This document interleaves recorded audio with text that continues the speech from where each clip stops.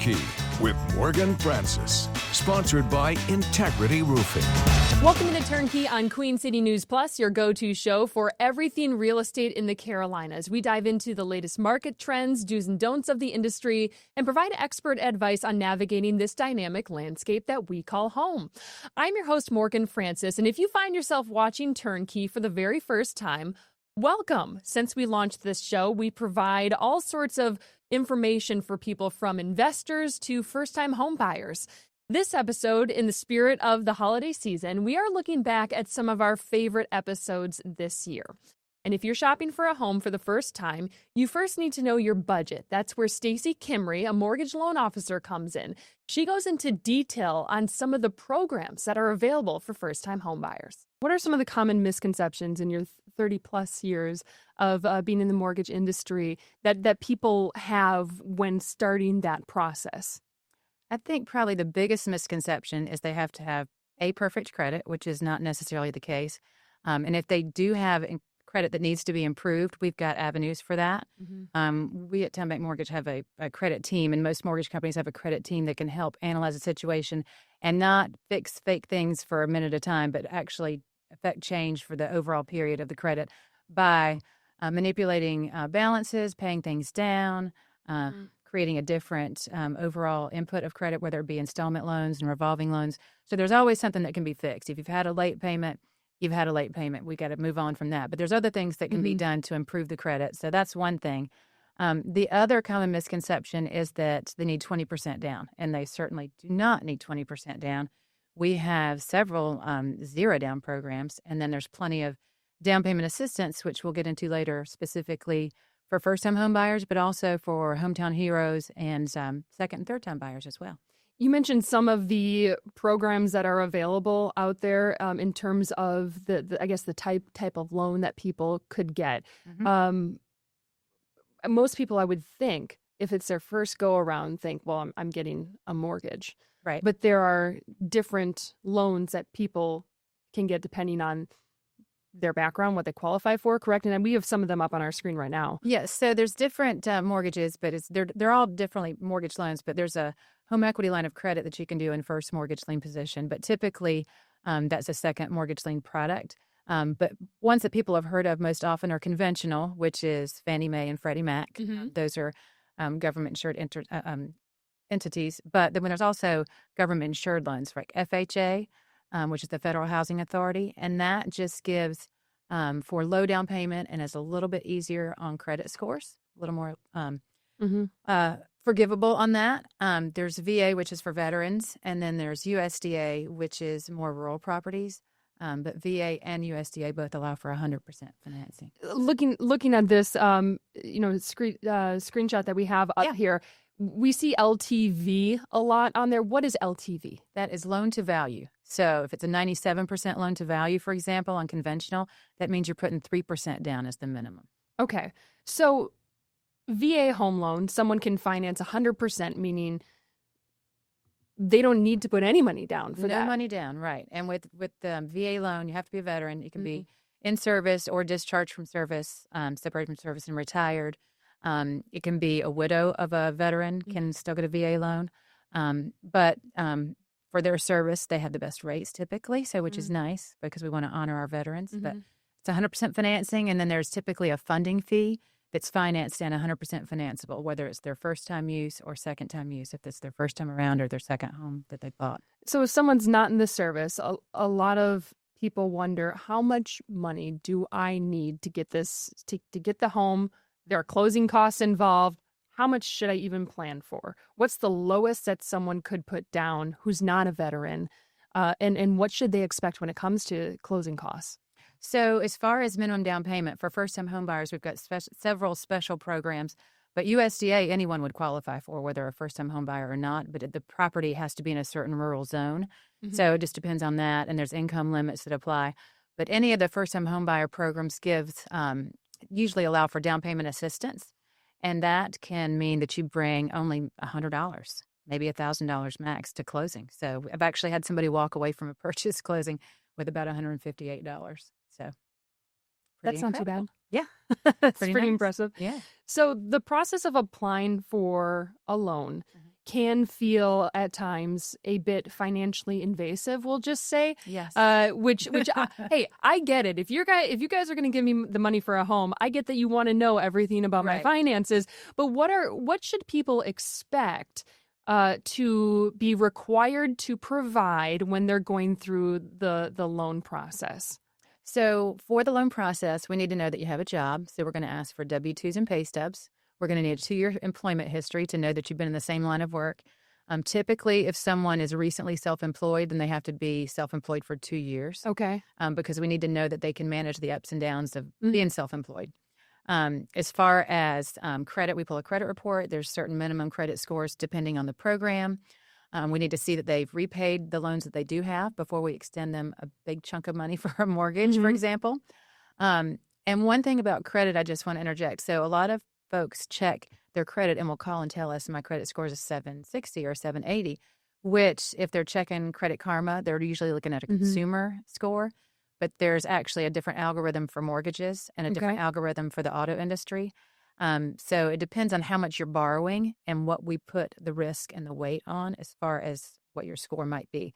The good news is if you're watching Credit Karma or some sort of credit monitoring system, if your score is going up, all 3 scores should be going up. So scores trend in the same direction, but they're rarely going to be exactly the same number. I would imagine that would be potentially frustrating for someone who's like, well, I check my credit and it is fine. You need to rework your numbers over there. Do you get that a lot? That said specifically to me. Exactly. Oh, really? Yeah. You need to check that. And I'm like, I can show you your credit report and I can show you why. So it just, if you've had a mortgage before, your score is going to be higher on a mortgage score. So on the credit topic, when people are shopping around for loan officers, lenders, which they should do, right? You want to shop around 2 to 3? 2 to 3. It just depends. You want to go with whoever you feel most comfortable with, whoever you, because it's a very invasive process. A lot of people feel like, because we do kind of delve into your history over the last couple of years, your future, what it's going to look like.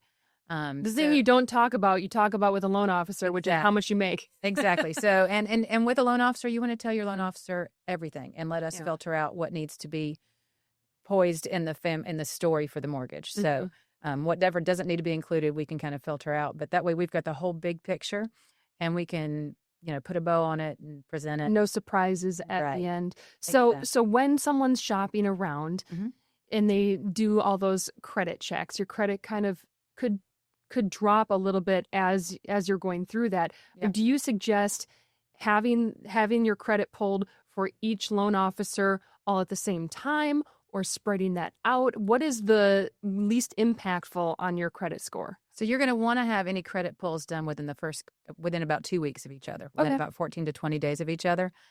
Because since you're shopping for a mortgage, we're promoting home ownership. So the score model adjusts for that. So if you have several credit checks within a 2 to 3 week period, it shouldn't affect your score. Past that, each inquiry should only affect your score about 4 points. But if you're right there at a 640 minimum, let's say, for a first-time homebuyer program, you can't really afford to lose 4 points. But if somebody's at a 720, 728, 4 points is not really going to affect them so much. But you want to get your shopping in early and get that done. That way, if there's any credit inaccuracies, lots of credit reports have things that are incorrect or just wrong that we can help have corrected that would initially improve the score.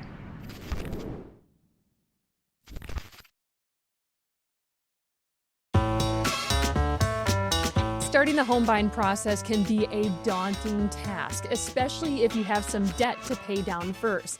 George Camel, a well-known personality with the Dave Ramsey Show, knows a thing or two about financial stress and talked to us about how to budget properly. One of the most common questions we get on the Ramsey Show is people who are just confused as to how to go about fixing their mess. And what I found is money is a symptom, but there's usually about 7 layers deeper than that.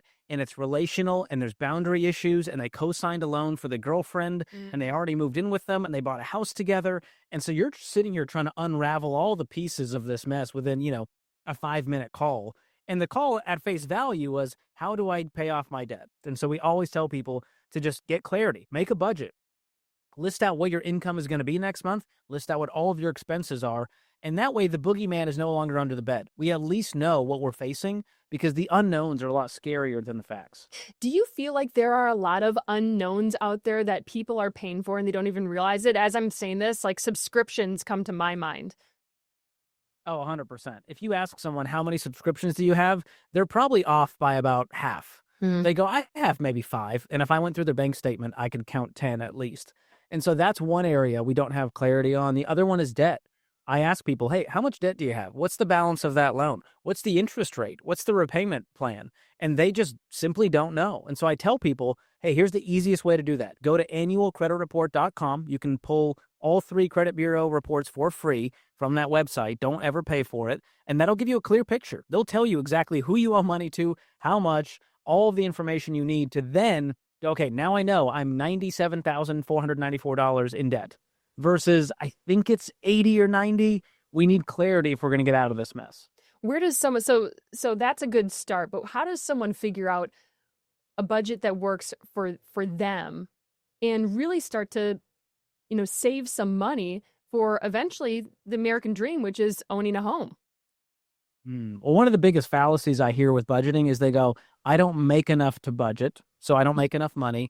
Or, well, budgets are for broke people, or they're for accountants and nerdy people, and therefore it's not for me. Or it's too restrictive. I don't need someone telling me how I can spend my money. And what I tell people is budgeting is actually freedom. It's permission to spend. You're the boss of the budget. And if you want to put some fun money in there, go put it in. But the key is we have to be intentional about what happens to our money. Otherwise, it's going to disappear. And so that's the power of the budget. And so we tell people, whether or not you think you have enough at the end of the month or not, it's irrelevant. The budget is going to at least give you clarity to know, am I $500 in the hole every month? Because that looks awfully like going $6,000 into debt on that credit card over the course of 1 year. Or maybe you find out, wow, we make plenty of money. We make $10,000 a month. Where is it all going? And the budget also helps you with that, especially using our EveryDollar budgeting app where you can track transactions. It'll connect to your bank accounts and give you that very clear picture very quickly. You have so many articles available that you write. A lot of them are just budgeting tips, money management tips to take control of your finances. Tell me a little bit more about that and how someone can feel more confident in their finances. Well, I like to do a simple math equation that creates margin. That's breathing room in your budget. So instead of going, where did all the money go? You say, wow, I have $700 extra to throw at my next financial goal. And the key to getting margin is to either spend less or make more. Ideally both. If we can increase the income and decrease the expenses, we create an even bigger gap of that margin that we can then use at our disposal. There's certain things that are just a waste of money or that we could do better on. And, maybe it's travel or entertainment or eating out or even groceries and meal prep. So there's all kinds of tips on that side. And then you've got the make more side. And I have a great side hustle quiz at georgekamel.com/side hustle to help people figure out what side hustle is right for me. Everybody wants to make more money, but it may not work based on their time, their talents, their skills, their area that they're in. There are so many people out there who are doing side hustles. We even have a show here at Queen City News called Side Hustles, where we talk with people about some of the things that they do to make some extra money on the side. So it's become a very normal thing to have something that you do on the side to make a little bit of extra cash. But, it didn't used to always be like this. It used to be one salary was enough to support an entire family. So I know that Dave Ramsey is big on debt-free, but what would you say to the younger generation or young families that say that's just not possible in today's housing market, but overall market with the inflation? Yeah, I mean, that's a big challenge, is it does take more to just kind of have a base level of lifestyle. Now, there's survival. We're not talking about like poverty here. But when you look at most people's incomes, they go, yeah, we make $40, $50, $60, $70, $80, $90,000 a year, if not 6 figures and more. And if you listen to the Ramsey Show for any amount of time, you'll realize that making more doesn't solve your problems. We get plenty of people who make $150, $200, $300, still paycheck to paycheck, who are still broke, living paycheck to paycheck. And those people are actually harder to convince. I can convince someone making $35,000 to sacrifice and get out of debt. But when your lifestyle is so inflated because you make a lot of money, that's a much harder thing to cut down. Mm-hmm. And so that is a huge problem, is just, we need dual income households in a lot of areas based on your lifestyle. And childcare is no joke. If you're paying $2,000 a month out of your $4,000, and that doesn't even cover rent or your mortgage, things are going to be tight for a little while. Do we want to still live here? Do we need to move to a cheaper cost of living area that we can actually survive in and get ahead instead of living in the big city where we have a really cool life, but we can't afford it? It's hard to say no. I think that's a lot of times, especially in a city like Charlotte where there's so much going on. It's hard to be the one to say I'm going to stay home on a Saturday night because I want to save for that house, or I want to save to try to pay off that credit card bill. And you mentioned this childcare. There are more and more families that are faced with that decision of does one of us work and the other stays home, as you mentioned, because childcare is so expensive. So there are a lot of tough conversations, and it takes time, right? Sitting down at the dinner table, with either your computer open or a piece of paper if you do it by hand, and really crunching those numbers, right? Yeah. And housing is a big thing. And you mentioned that. That's kind of at the crux of this. It's the, biggest fixed expense for most people. And for people who want to be homeowners, it's just flat out depressing. When you look at the median home price now above $400,000, the interest rates they're starting to come down, but it's not enough to make a huge dent in the monthly mortgage payment. And so they're really having to make some hard decisions and go, well, I guess we need to get a condo or a townhome a little further out instead of living where we want to live in a single family home. So these are the decisions people have to make. And then even saving up a down payment feels overwhelming to go, how am I going to save up $50,000 or $100,000 to put down on this very expensive home? And so those are all problems I'm trying to help people with. And it all starts with that income. How do we get that income up enough to get rid of the debt, get an emergency fund, save up the down payment, build wealth for the future? And the good news is that's in your control. There's a lot that isn't in your control. We can't control the inflation numbers. We can't control what happens in the White House, but I can control my habits, my skill set, my ability to go get a better job or work an extra job for a season in order to make more.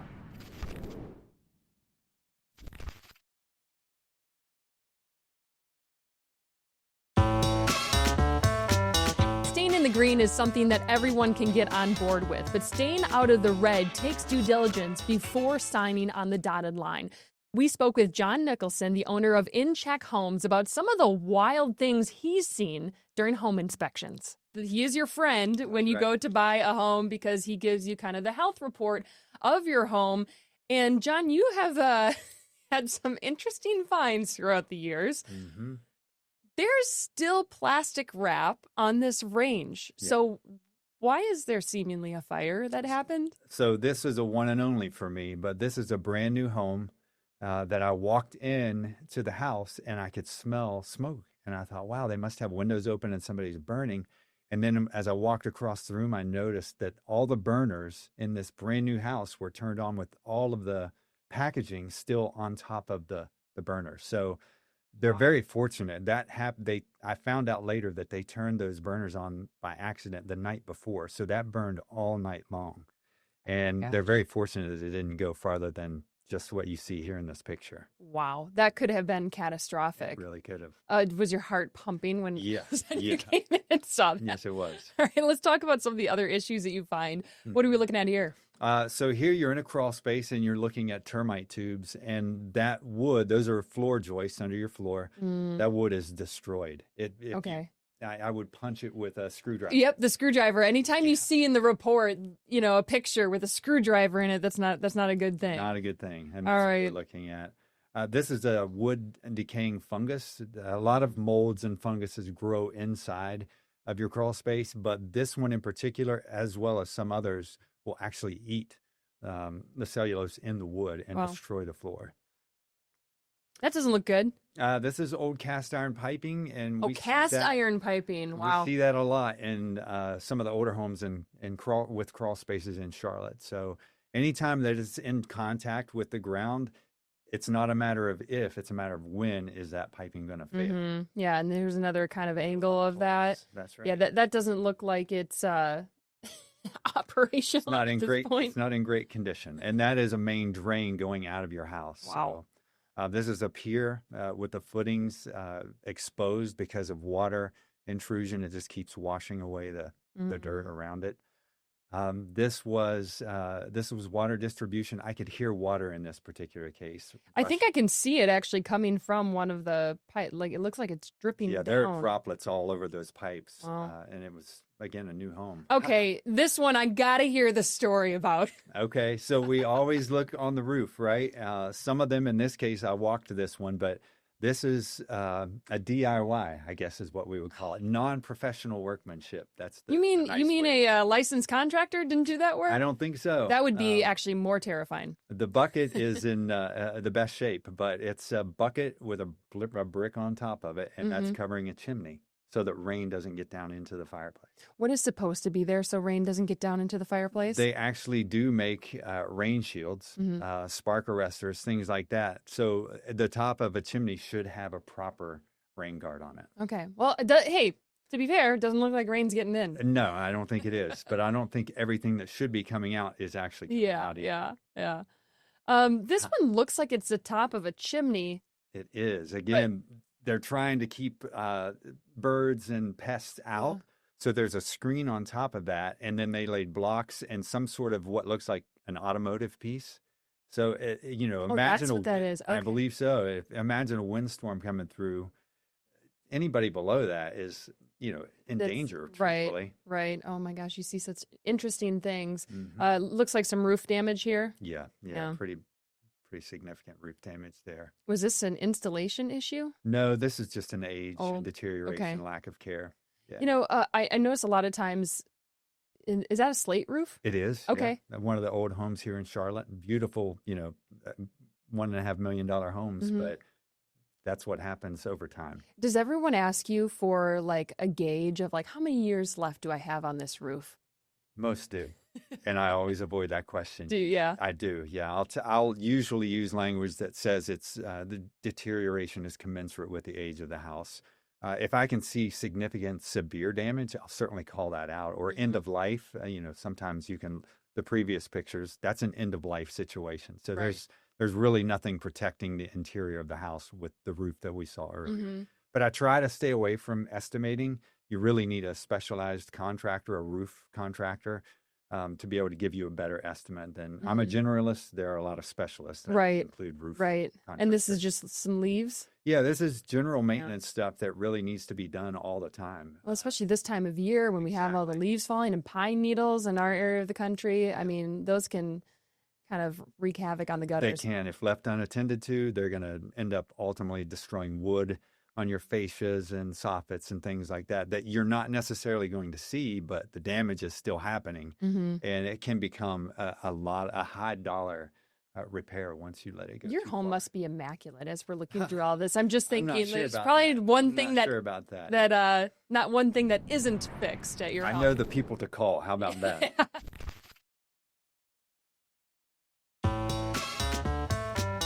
This looks like a fire hazard of some sort. Again, a brand new home.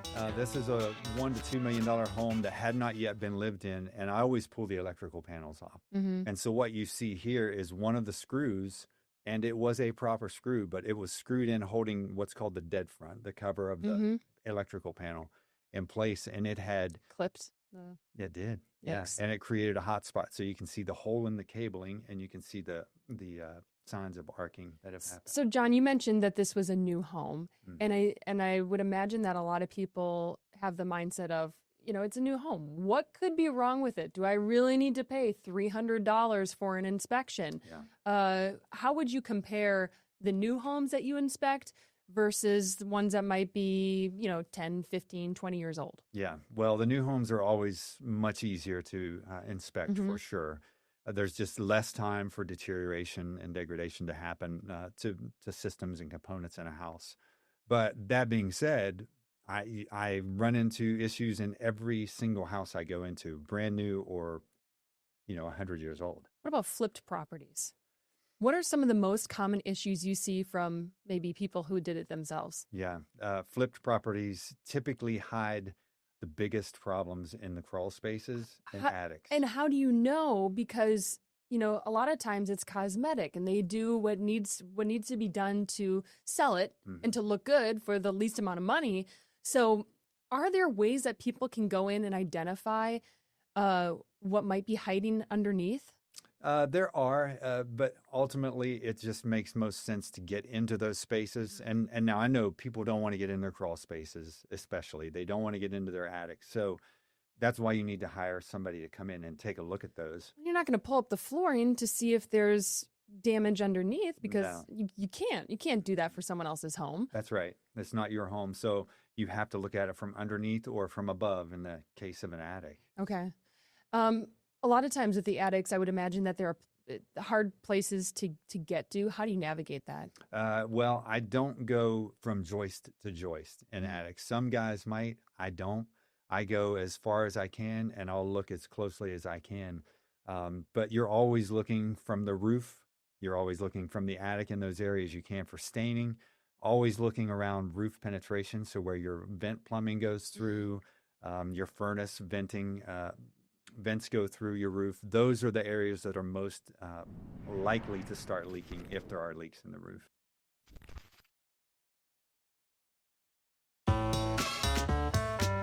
Some good advice there from John, but what about that mountain view escape or beachfront condo? How do you shop for a property that has good cash flow and is a solid investment? The guys over at Cool B&Bs give us their secret to success on short-term rentals. What should people think about first and foremost when they're thinking about listing their property? Yeah, so it's all about adding amenities. The more boxes you can check for your guest, the more likely you are to get booked. And we're talking about literal boxes, right? Absolutely. Okay. Yeah. For example, it's very common to travel with your pet nowadays, and that's one of the features that makes Airbnb so unique in the hospitality market. It's very common to be able to bring your pet with you, but a lot of hosts they don't want to do it. They're afraid that there's going to be damage from the pets. I mean, the likelihood is high, right? It's actually not. It's Oh, really? surprisingly low. We are pet friendly in almost all of our properties, and I'll tell you, people cause far more damage than the pets do. I could imagine that, especially if you get a group that's in there partying. Yeah. So just that one simple amenity that you offer could, like I said, in Charlotte, there's 6,000 B&Bs, but if you select that one amenity, now you're competing with maybe 1,000. And Okay. the more boxes you check, for example, EV chargers, hot tubs, Pack and play pack for and play. a baby crib, Oh, right? really? Absolutely. Those simple That's a things. box that you can check is you need a pack and play? Yes. Because kind of the whole concept of the pack and play is that you, as Yeah, the you guest, bring can it, yeah. bring it with Right. you. Yeah, but then it's just One less thing to pack on the airplane, Right. one less hassle for the guest. So Mhm. the more of those things you provide, the more you set yourself apart in the market. So, Josh or Rory, either of you can answer this one. What percentage are you then weeding out for some of these filters that when they select that button and you've got that, EV charger, for example, what are the percentages of the properties that are out of the mix and the properties that Right. are still in the running? Yeah, I mean, it's a good question, and I think it depends on the market that you're in and understanding your competition. But what I try to teach my clients and my owners on both sides of it, whether they're buying or we're managing it for them, is to say, okay, if you're going to launch this property, who's your demographic? Mm-hmm. And what I mean by that is who's the most likely group that's going to stay? Is it, a young couple? Are they coming in for a romantic getaway? Is it a family? Or is somebody who's coming in for a party? Or are they coming in for an event? Once you understand who you're catering to, now you can set the property up so it's optimized, right? Mhm. So if it's a family property, having board games and the pack and play and seating for 12, as an example, would be ideal. If it's a romantic getaway, you want the hot tub, you want the fire pit, you want the indoor fireplace, you want, the really cool sunset shot out. So you know who you're marketing to, not just catering to when they come. And that really is what drives occupancy, which is the name of the game. Of course, nightly rate matters as well, but it's how do you stand out? Because when they go through that filter, whatever platform they're using, right? It doesn't have to be Airbnb. It could be VRBO, Booking.com, whatever. As they're selecting all the little optimization things with the amenities, it narrows that property down. Mhm. So, we've got a beach property that sleeps 48, and it's like, Oh, it's wow. oceanfront with a pool and the golf carts and the whole, it's got all the stuff. And it's got to be So- booked all the time if it's sleeping 48. It does very well. And we want, if you go through the filtration of I want oceanfront and I want everything else with it, there's like 6 homes on the whole island that were one of those 6. Well, So- and the ones who are getting weeded out, those people didn't even get a chance to look at the pictures. That's right. Yep. The guests never even saw them. Interesting. Yeah. So that's it. Just helps you rise to the top, which no matter which market you're in, when you understand that demographic and you kind of, you know, So cater your property. what do your properties have that you want to make sure every single one of them has? So we're always looking at it from like if somebody's in there and they're doing their Instagram reels, we want to create a space that they're going to want to highlight on Instagram. So one of our homes, we have a speakeasy in the basement. It's actually hidden, a speakeasy. You got to find the door and you go down, and it's all prohibition theme type. Do you ever have guests who can't find it? We do. Yeah. So we give them some hints. Hopefully they don't get mad about it, but Yeah. Yeah. That's part of the game, right? That's the fun. Yeah. So all of our properties have to have some unique feature that you don't see elsewhere. For example, we've got really cool A-frames that we built a couple years back, and the views are just massive. The windows are massive, and people just want to be there, and they want to show their friends where they're at. They want to show their friends that they're having a great time. So, because did you really have a good time if you don't have the pictures to show for it? That's right. Pictures, or it didn't happen. So, I guess it is what it is, right? Right. So yeah, every property, when we're going into a property to consider bringing into our portfolio, we're constantly thinking about what are we going to do to make this place stand out? What can we? Maybe it's the architecture, maybe it's just accent walls, maybe it's you name it. We've probably thought about it. We've talked about building spaceships and tree houses and UFOs and just thinking outside of the box. Filter for that one would be you were the only one left. If Right, someone's exactly. There wouldn't be a filter, obviously, but that would be fun if there was. So, what makes a property Instagrammable? It seems like I was looking at your portfolio, and it seems like a lot of A-frames. Is that the hot new thing? We actually only have 2 of those. Maybe they were just on the homepage then, but Yeah, we have a lot of unique properties. Not just the architecture matters, obviously, but also interiors, type of furniture that you use, the dynamicness of what you're offering the guest. And, if they can go into a property and see something they've never seen before, whether that's a really unique chair or some other outdoor environment that you've created that just is like nothing that they have at home, right? You're just going to wow them in that regard. it's got to be an interesting balance because for a lot of people, for probably anyone who's got a short-term rental, it's their second property. Yeah. So they more likely than not have at least one, if not 2 mortgages.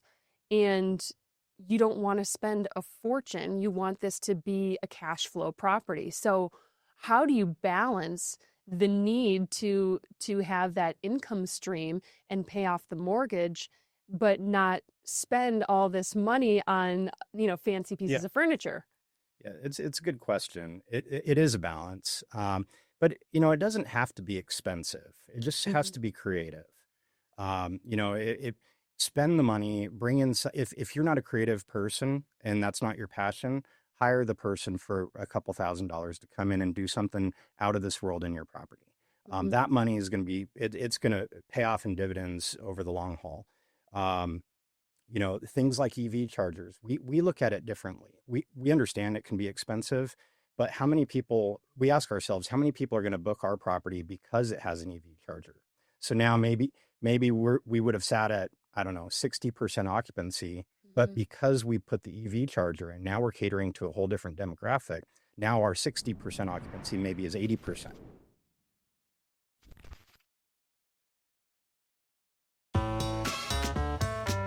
So those are some of the good ways to make your property stand out, but inevitably something will happen to a property that needs attention and money. Here in the Carolinas, we have crawl spaces that can have a whole slew of issues if they're neglected. Stephen Moore with Crawl Space Medics goes into some of the common issues he finds beneath homes. So why don't we have basements in the Carolinas? Because you see basements in other parts of the country. Yeah. And I'm going to pop up an example of a crawl space here so that people kind of get an understanding of what a nice crawl space is supposed to look like. So this is some of your completed work at Crawl Space Medic, just to give people an idea. But yeah, why don't we see as many basements, and why do we see these crawl spaces more so in the Carolinas? Great question. So up north, it's a lot colder, and the frost has to do with something called the frost line. So when you're digging the footings of your house, which is the they dig a hole in the ground or essentially a trench and they fill it with concrete. That concrete has rebar in it that supplies and makes a firm foundation for the house to be built on. Well, the frost line is a lot deeper, so they have to dig deeper up north. And, everything revolves around money. So the contractor says, hey, if we're going to have to dig this deep anyways to get below the frost line, we're going to make this usable space for the house. And so they turn that into a basement. Here in the South, it's not, quite as cold. And so it's actually cheaper to not do that. And this is what a good crawl space is supposed to look like. What is all this white stuff that we're looking at? So that's we call it poly, or it's a vapor barrier. Essentially, it's a kind of a plastic tarp product, and it goes over the ground, and it keeps moisture from either coming up and evaporating from the ground, because there's always moisture in the ground, and it's continually evaporating. And when that evaporates in the crawl space, it causes lots of trouble, specifically to the insulation and the underside of your floor framing.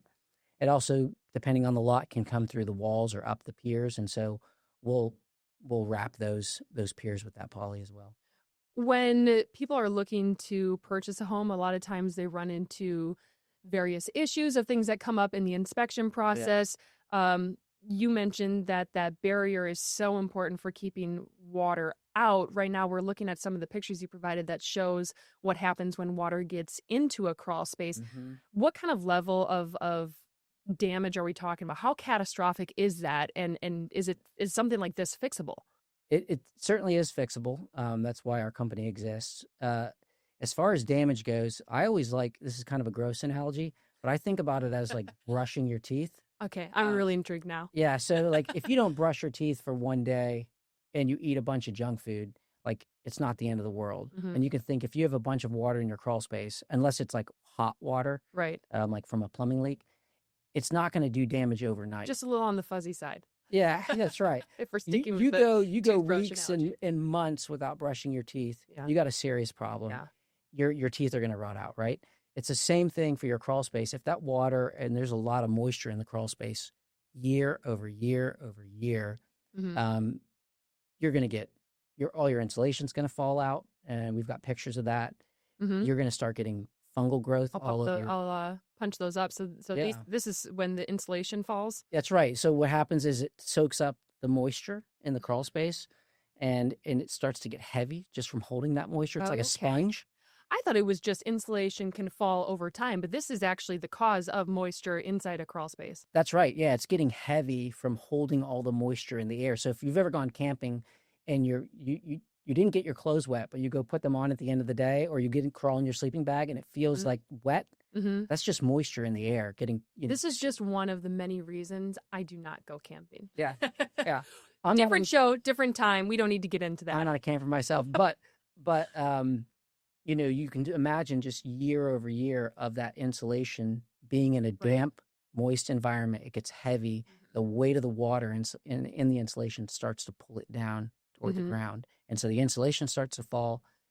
The next step that happens typically is that you start to get fungal growth on your floor joists. Mm-hmm. Imagine it's dark down there. It's damp down there. There's not a lot of light. And so the fungus starts to grow all over the joists. And this is what you get right here. That's exactly right. That looks like it was maybe a plumbing leak at one time, but it's the same effect will happen. You'll get fungal growth and then rotted wood. So you asked about the effects. You could have, $1,500 worth of damage, or you could have $20,000 to $30,000 worth of damage, just depending on. I would think size. The problem's gone. Well, I would think size of home has something to do with that. Are you Absolutely. Able to take a look at the size of a home and say, this is what it's going to cost? I mean, how catastrophic could it get, for instance, for your average, 2,500 to 3,500 square foot home? Yeah. I mean, our average job is about $6,500. Okay. So, but we've had jobs that are $90,000. Mm-hmm. We've had jobs. And at that point, yeah. I mean, are you dealing? I'm sure you deal with the homeowner, but also in the situation where they're looking to transfer that home from the seller to the buyer, and then what do you see in a situation like that? Does the buyer just drop out because they're like, I don't want to deal with this? Sometimes, yeah. I mean, like, so we do lots of real estate transactions, and realtors call us all the time, and they're trying to salvage the deal. They want the deal to go through, and they want to get to closing, and so we'll go through based on the inspection report that's been provided by a previous inspector. Hey, these are the items that need to be done, and so we'll quote those items. We'll get the problem solved, and typically, it's like I said, our average job is $6,500, somewhere around there. So usually that's fairly palatable, but sometimes the job does blow up, and the sale does blow up, and the problem doesn't go away though. It doesn't. And then and additionally, like, there's fiduciary reasons. Now the homeowner knows, and the real estate agent knows, so the seller have to disclose that. So then they have to get it fixed no matter what. If they want to sell their house, or they could sell it as is, I guess. But and then you're looking at someone who doesn't care about those types of issues. That's right. Yeah. So we talked about some of the water intrusion that you can see in homes, fungal growth. You also deal with wood damage, and a lot of these. I mean, how many people actually go into a crawl space and look before they purchase it, or if they own a home, how many people do that? Yeah. So, I mean, crawl spaces are out of sight, out of mind. Nobody thinks about them. If you've got, $15,000, $10,000 in the bank account that you want to remodel your kitchen, you don't want to spend that money in your crawl space, right? And you're not even thinking about it. It's only when you start getting a musty smell in the house, or you had an HVAC technician down there working on your AC, and they come back and say, hey, you got a bunch of water in your crawl space, or your pest guys get down there, pest, person's down there. So it's out of sight, out of mind. When you are under due diligence process, you're selling a house. The standard process in a due diligence period is for the buyer to get an inspector to come out. And one of the things that inspector has to do is crawl underneath the house. Which, God bless those inspectors and you guys who crawl into the places that we don't want to go, because if I saw this, which is on our screen right now, I mean, this is just wood damage. This isn't anything scary, but it's pretty good. I'm not a fan of snakes. I will tell you, I'll just be completely honest. I've been in construction a long time. When I got into crawl spaces, the first time I started going, I'm eking my head underneath the duct, facing the dirt, and I'm thinking to myself, what decisions did I make in my life that I'm doing this right now? But you get used to it, just like anything else. And I probably could eat my lunch in a crawl space now, and it wouldn't super bother me. You go down there with a mask? Yes. Yeah. I mean, but you depends on the crawl space. If I'm going in something like this, and definitely. Okay, but you might get a little extra something on your sandwich that you didn't have earlier on in the day. Yeah.